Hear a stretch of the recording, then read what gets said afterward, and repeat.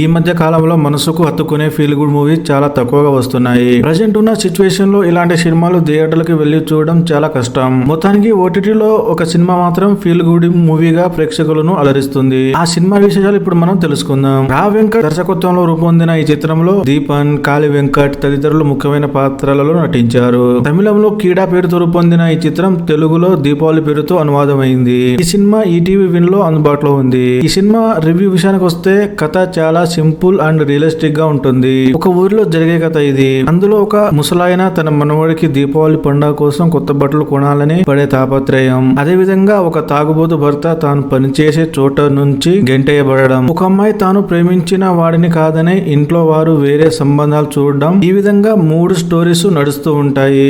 అయితే ఈ సినిమాలో హీరో అనేవారు ఉండరు. ముసలి తాతకి మనవడు కోసం బట్టలు కొనేందుకు డబ్బులు లేకపోవడంతో వారు ముద్దుగా పెంచుకున్న మేక పిల్లను అమ్మకానికి పెట్టే టైం పిల్లవాడి నటన మనసుకు హత్తుకుంటుంది.